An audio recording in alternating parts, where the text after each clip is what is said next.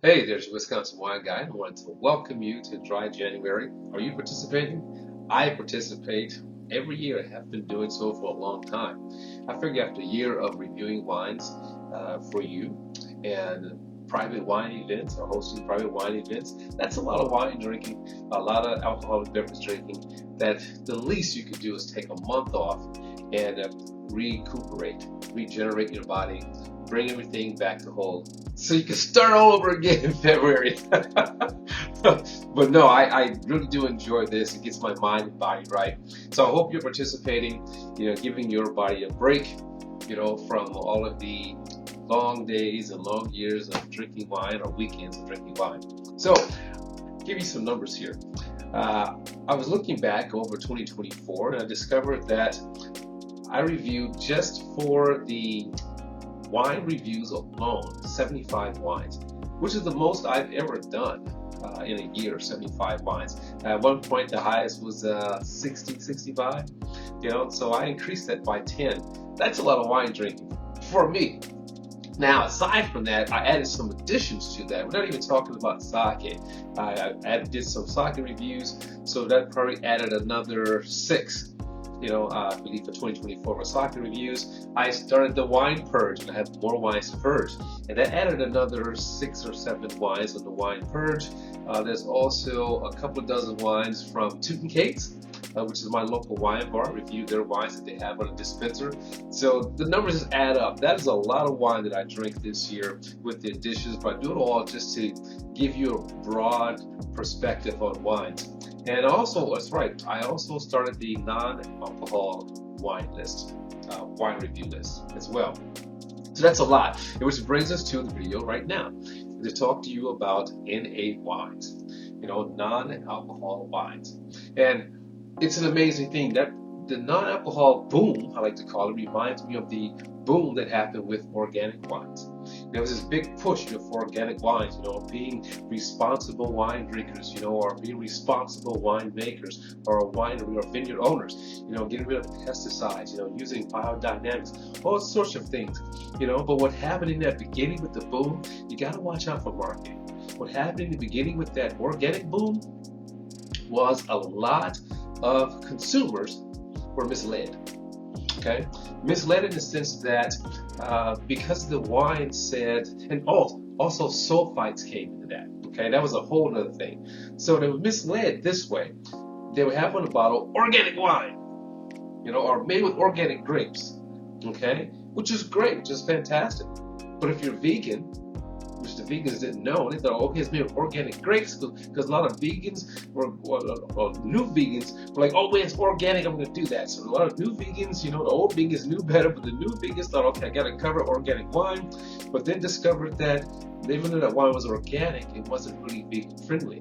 But the marketing drove you to that wine.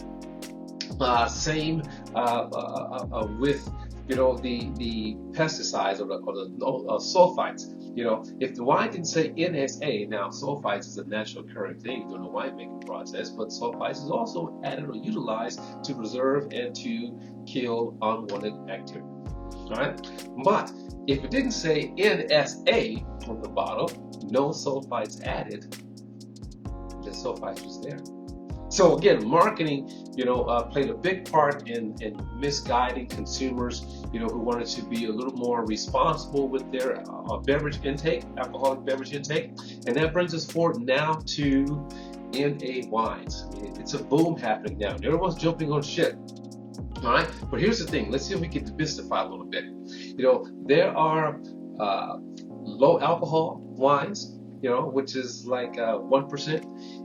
Then there's the legal term of NA, or non-alcoholic wines, which can be zero alcohol, or it can be 0.5%, okay, remaining. But still, non-alcohol and low alcohol wines. All right, and then you have wines, low alcohol wines would be like, instead of being the typical 14, 12%, it can be like 5%. So you have to watch those things. If you're looking into zero alcohol, if you're looking for zero alcohol, then you go for zero alcohol. Okay, looking for low alcohol, then you go for low alcohol. Looking for non-alcohol, which falls into that range of 0.5 to 1%, you go for that. But be very careful about your wine labels. Read the labels, find out what it is, find out if there's any alcohol that exists in the wine or that you're selecting, and then go from there. Okay? Now, let's break this down. The quality standards, in my opinion, can be misconstrued. Okay? Quality is very, very important, and even when it applies to NA wines. All right? Now, here is when I think about NA wine, I think about a wine that has been de-alcoholized. Alcoholized, meaning the alcohol was removed, all right? But the wine itself still undergoes a traditional winemaking process. That's the key. Then you have those wines that are made from reconstituted or rehydrated grape must, okay? Now, you must be careful with those wines. I'm not saying there's anything wrong with those wines. Some of those wines can be very good quality, okay? But you can miss some of the substance that exists from a wine that's been made the traditional way and then the alcohol removed, okay? And there's a couple of different processes in removing alcohol.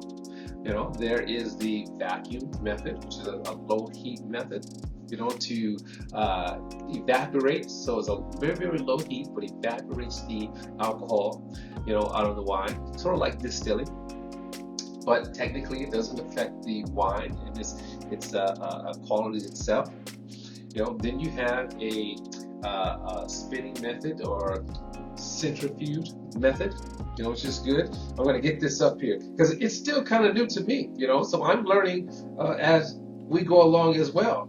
Then you have this spinning method, which has this nice tube. I'm going to try to find a video on that, and the wines go through there, and it's like centrifuge, it's a spinning, and separating alcohol from the wine. And then you have the reverse osmosis. Okay, so you have three methods which you utilize in removing the alcohol from the wine. Which is the best method? Which is going to produce the better quality? Well, I guess it depends on what your taste is going to be. What do I say? I always say, let your palate be the guide. So now, I want to say again, buyer beware when it comes to quality, when it comes to the wine you're drinking, especially NA wines. I always try to say to you, give you my honest opinion on wines, especially NA wines, to help you find that bottle that's going to be closest to drinking a true varietal and not drinking something that is basically water. Okay, or basically grape juice, right? And just a hint, do you know what the first NA wines were? If you want to call it that. Well, just grape juice.